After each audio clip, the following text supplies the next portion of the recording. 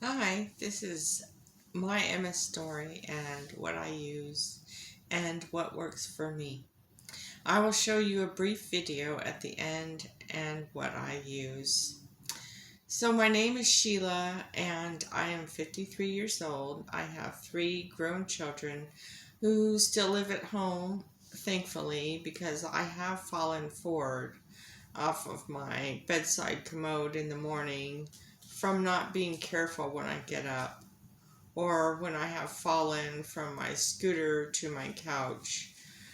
Like I said, be careful and really pay attention to your movements. Thankfully, I have a wonderful husband who has been patient and loving and understanding through this MS journey. And he has truly taken over my role as wife and her duties and all the cooking and shopping that goes along with just your wifely duties. So he just has just been really helpful, and my advice is for everybody to chip in and take the pressure off of that person. For the extended family, I think, for being so understanding and helpful. So, I have had MS since 2010. It all started out with one day I got up out of bed for work and I fell. Luckily, my husband was downstairs to hear me fall, and he came up to get me, and I couldn't walk, I couldn't talk. I looked like I had a stroke.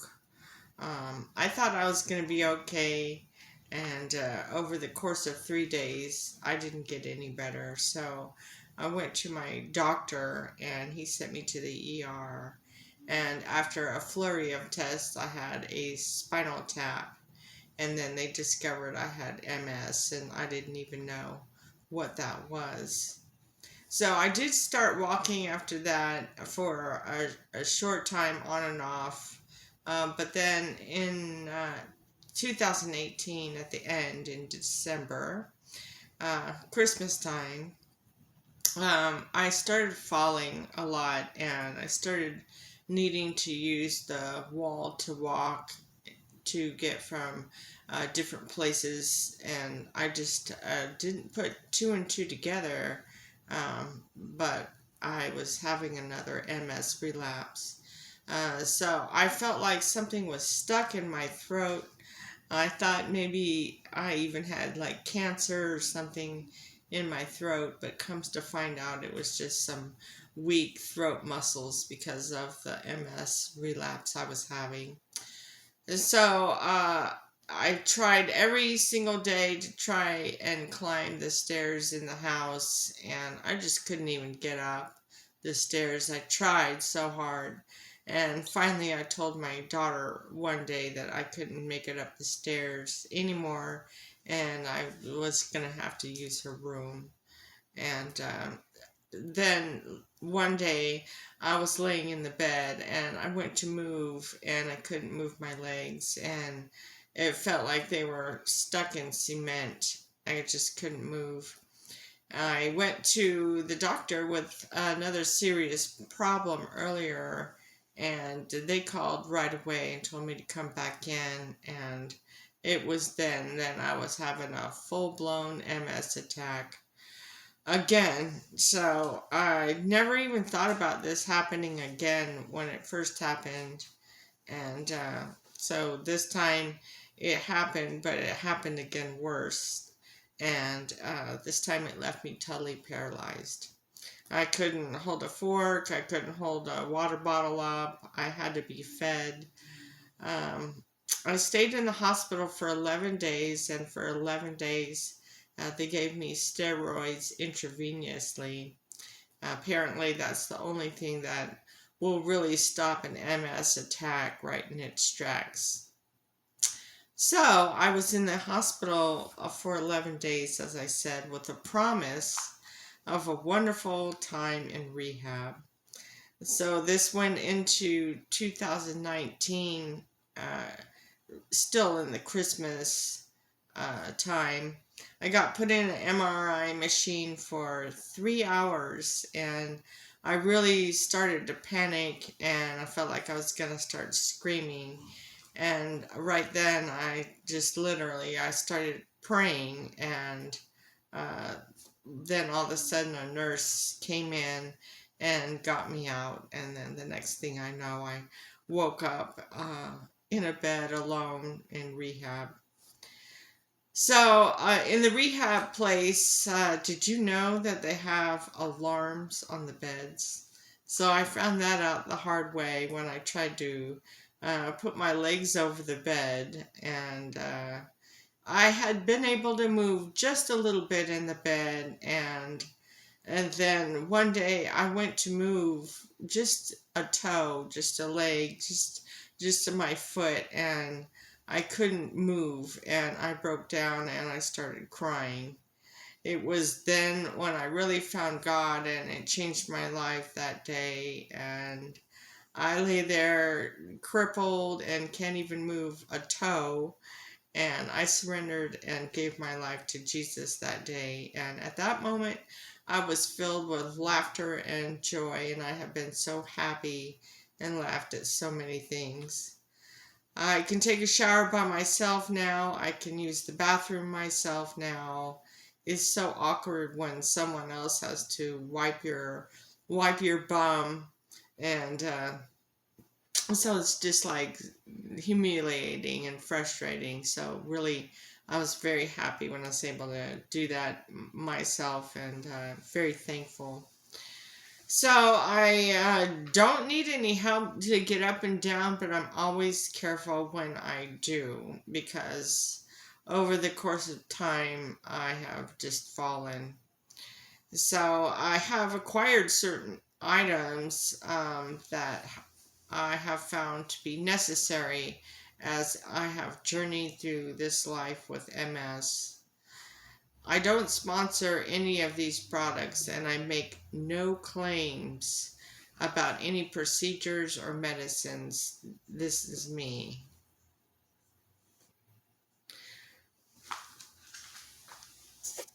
1. This is me and what I've gotten over the course of time, and some experiences that I've had. I'm here to show you what works for me. I realize that everybody has MS differently, but this disability has the ability to take us all down just a little. So, as I say, get back up and keep trying. Even if you fall, get back up and try again and again. Just never give up. I saw this picture of a stork once trying to swallow a frog, but the frog had a hold of the stork's throat, so never ever give up. I have learned over time uh, that you can retrain your brain, so we'll start off where I sit. I have cooking games, jigsaw games, word comp games, different brain games that help trick your brain differences and stuff like that. Ball sort puzzles and different things that creates neurons in your brain. And that's what I learned, that when we have an MS attack, it really attacks our neurons in our brains. So by learning something, it creates more neurons. So I will tell you that I have more than 20 holes in my spine, my neck, my brain. My memory centers are shrinking, and the lobes on the top are like eroding, kind of like a shoreline. But knowing that, I have regularly played my games to exercise my brain. And I got news from an MRI years ago that I had all this stuff going on, so uh, I wanted to make sure that I kind of stimulate my brain. So I just don't feel like there's anything that I can do, so I haven't really returned back to the MS doctor.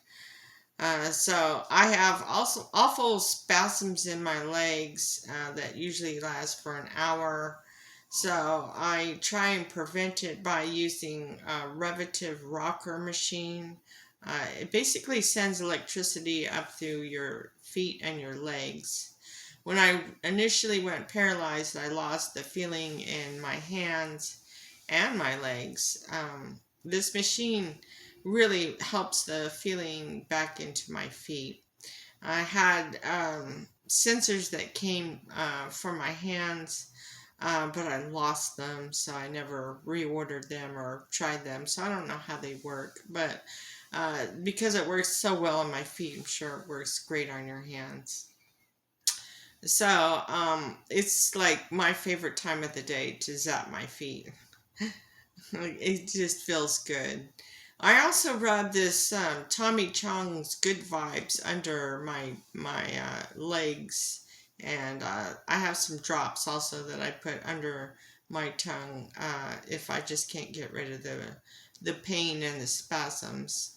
A padded bedside commode is always important to put beside your bed, and be sure and line it with a garbage bag for less embarrassing and easy cleanups.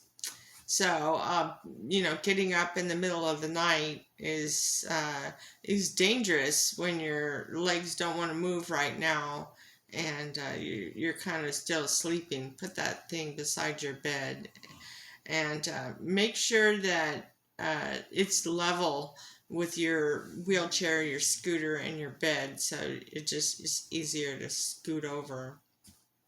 So because I'm short, though, I have a exercise step on the floor so that I can reach my feet. And it's glued with a carpet, so because it hurts terribly for my feet to stand on anything hard or bumpy or rocky. So if you can alter your bed, which is, if you can, uh, that would be really helpful to get it all at the same height. So it's just easier for the transferring and safer if it's everything's at the same height. So I've always had a difficult time sleeping, and but since this MS episode, I have developed panic attacks when I close my eyes. So I always have something light on in the background when I have the sleep issues, I take certain things. I take the gabapentin for the spasms or the nerve pain, and I did stop taking it for many years because I just didn't feel like it was good for me. But the spasms in my legs are just overrode and caused me to start taking it again. But it is also helping with hot flashes as a result of the MS. I take Seroquel for the MS and temazepam for the panic attacks. Just helps me calm down. And sometimes I take Unisoms to help me stay asleep. So I also have these Tommy Chong drops. They're also good vibes. One's good vibes, one's sleepy time. So I take those, and then they really work well. So I don't take any medicines for my MS at this point. I can't. I wasn't interested really anyway. It feels like I did all that. I spent all that money and all that time and all that pain with the shots and stuff like that, trying to prevent an MS attack, and I still had one anyway, and this time it left me not to be able to walk. I have tested positive 4.0 for the John Cunningham virus, or JCV, and because of that, if I take any medicines, it'll cause PML, which is deadly, and it happens to paralyze your whole body, your your eyeballs, your swallowing, your heart, everything, and then you die. So definitely get tested for it if you're going to take any MS meds. So it's just so important. Um, what I have tried, well, first I tried Tecfidera, and I lost my taste for about a month or so, and it was getting costly. And then I got breast cancer. Surprise! It causes breast cancer, so I am a breast cancer survivor. Um, so I had the doctor told me that the Tecfidera would cause the cancer to kind of come along quicker. Then I tried the Copaxone shots, and they were so painful and they didn't help. I took thousands of shots, injections, and then my body literally started like spitting the Copaxone out and just rejecting the medicine. And then I lost my muscle in one of the sites that I used to inject all the time. So it's kind of, and so anyway, I went to another neurologist. He's the top person in this area, and he said there was nothing that I could take that won't kill me. So I stopped taking the Copaxone shots because it had something in there that would affect my body and kill me. So I take nothing, obviously. So it wasn't helping anyway. Padded shower chair with handles is important. Insurance, know this, insurance doesn't cover padded anything because they consider it as a luxury item, and I think it's important. It's just, it helps you not be so slippery as you are in the shower. So as far as the shower, an extendable shower nozzle is really important because standing is almost impossible when you're wet and soapy, and danger, danger, watch out. A non-slip mat for the shower is important. A solo razor is like so important. It saves the struggle to shave in the shower. And I even keep paper towels and baby wipes next to the toilet in case of accidents, because it happens. I do keep a bell on the bathroom floor in case I fall, and I have lost power in my legs and just fell. So a hidden spare key on the outside of your house. You can get one at Walmart. So it's so important because if you fall, and you can't get up, then you need a way for somebody to come in your house and help you get up. So, use some colored tape or something the same colors, whatever your railing or whatever. Just keep it away from spying eyes and never hide it under your mat because people look there. So have a fall plan for yourself and for others. It's very frustrating when neither of you can figure out how to get up off the floor. Practice getting up by yourself and have a plan of how you're going to get up by yourself because it's important. It's best to put a cloth pee pad under where you sleep. Those accidents happen when you just wake up and your legs don't want to move and you can't scoot over fast enough to get to that bedside commode. So, and it helps with easy cleanup and, stuff like that. Exercise, not easy, not motivating, not fun. In fact, it makes me unpleasantly hot. So sometimes I punch the air to the music in the car or kick my legs, just something to get things stimulated and moving. I do have a fat shaking machine. I don't know what else it's called. I can't remember. I can sit on it and it works well, but it's currently in my room. So transferring or using the slide board was pretty much just about all they taught me in rehab for 21 days. Really, you're just lifting your bum over and you're putting the slide board under and you're scooting over. It It wasn't that hard, and it wasn't 21 days worth of rehab. So one thing I can say about rehab: waste of time, waste of money. You can look what you can do. Same with physical therapy. Save yourself a lot of time, a lot of money. For me, while I was in rehab, they wanted to scan my bladder and they wanted me to catheterize myself. And my answer is no, and my answer will stay remaining no. Uh, Putting up a catheter in your bladder every 2 hours doesn't help your bladder. It doesn't retrain your bladder. It makes your bladder weak, and then you ended up peeing all over yourself if you don't have the catheter in. So you don't have to be extra implied about it. Just say no if things don't seem right or make any sense. So we felt like it was just about a money making thing for them. Uh, just think about all the catheters that people have to use, and then times all the times that you have to go to the bathroom. We assume that they're making a lot of money off of that, so we didn't think it was necessary.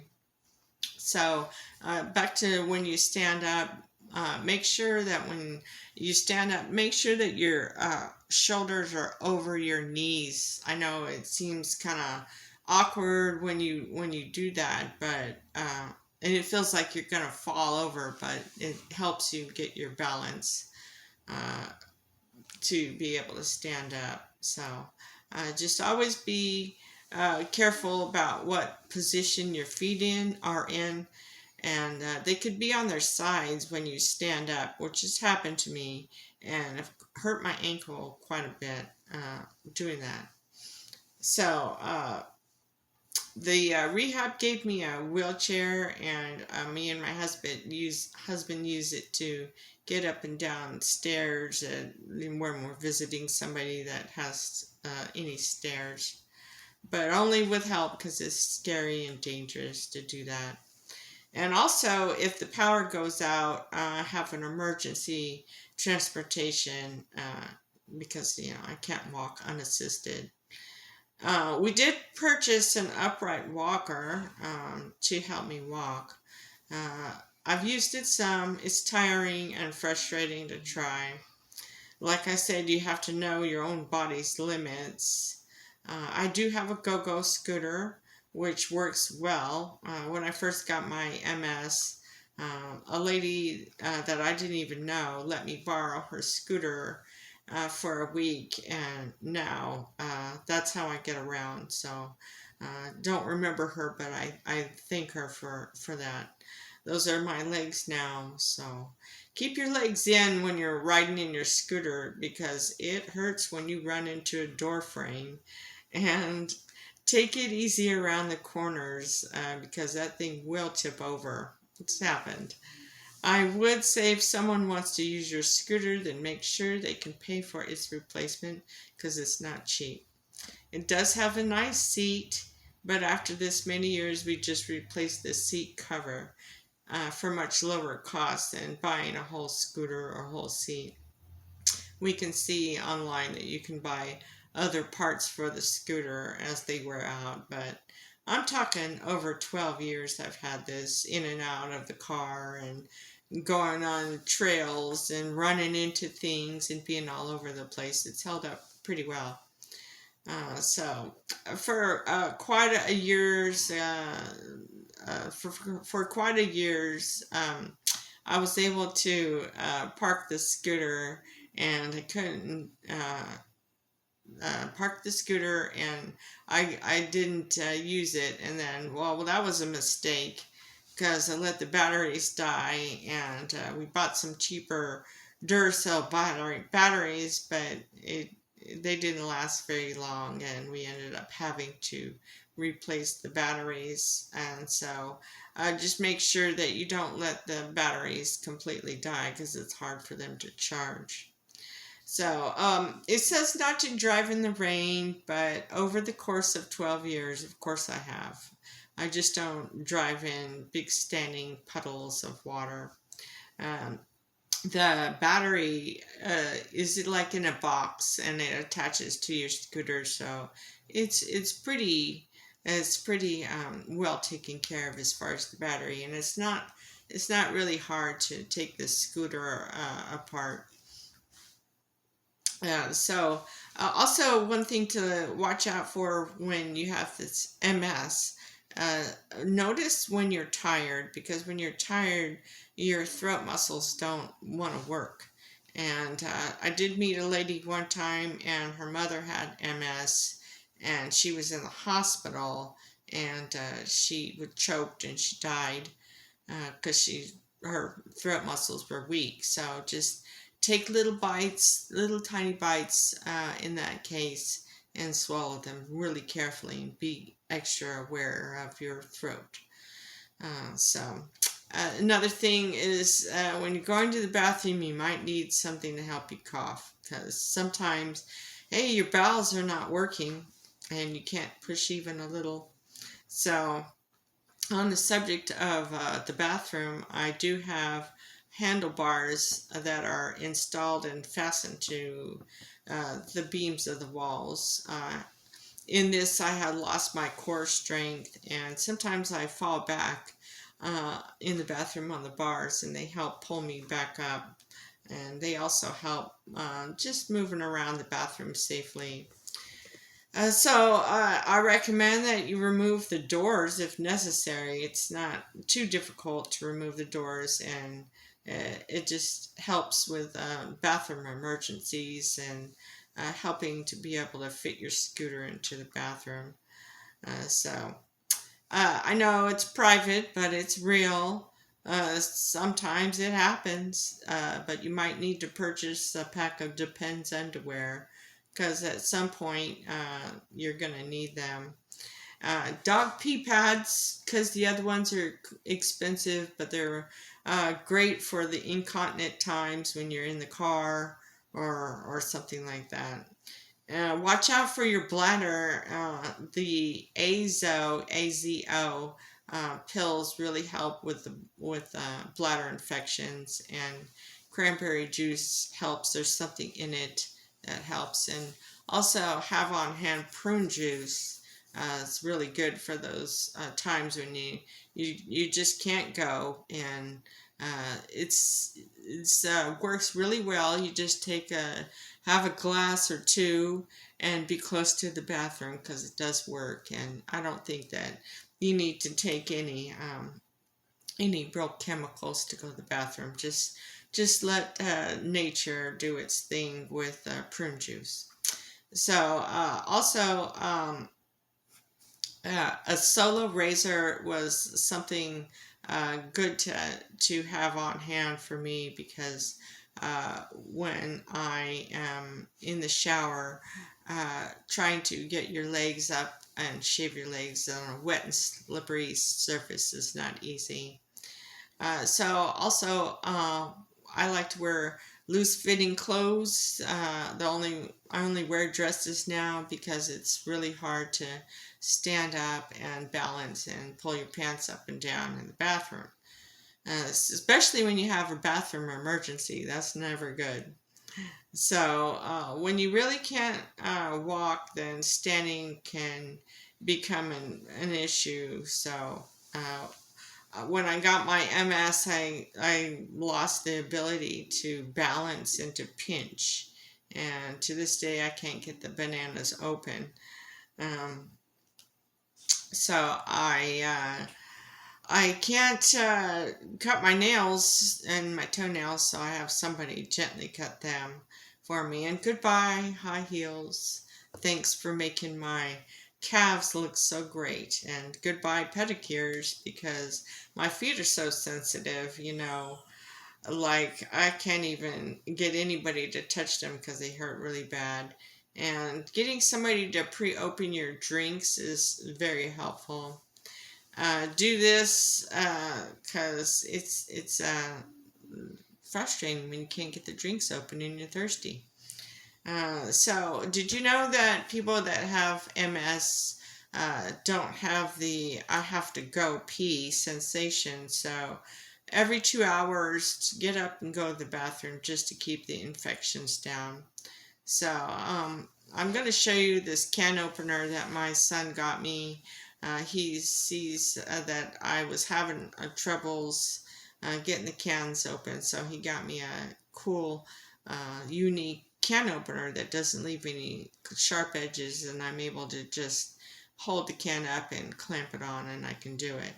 And so hamburger helpers, hamburger holders help hold your hamburger once you get the MS, and all of a sudden you can't hold your hamburger, and especially if it has tomatoes on it. So I use that now for holding my sandwich or hamburger.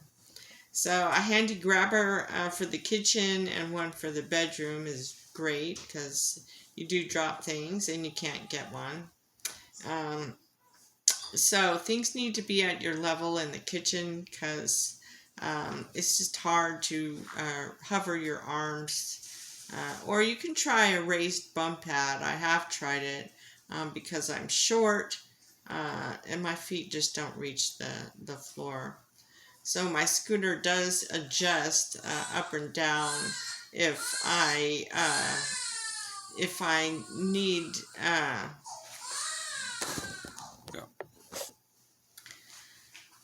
So it does provide a temporary lift if I need, but if not, well, just get ready to hover your arms. And be sure not to pick up things that are too heavy or too hot because it's not easy to clean it up, and it is a mess, and it's just rough. So I am about to run out of time, so be sure to watch the continuation, part 2 of the rest of this video. Thank you. What? So don't be upset by your failing memory. It's just part of this crazy process. Be patient with yourself. You will forget easily, and in the middle of your thoughts, you might just lose thought altogether. So just be patient. You will have slurred speech, especially in the beginning, and hopefully the people on the other line understand. So I have noticed that I will just forget in the middle of a sentence. So it's embarrassing and awkward actually. So when you are getting this MS, just know that your eyes are probably going to get blurry. So get some cheap reading glasses from Walmart or Rite Aid or whatever. And rest. And when you wake up and you're tired again, then take another nap. It's okay if you lay down and take a nap. Just hopefully people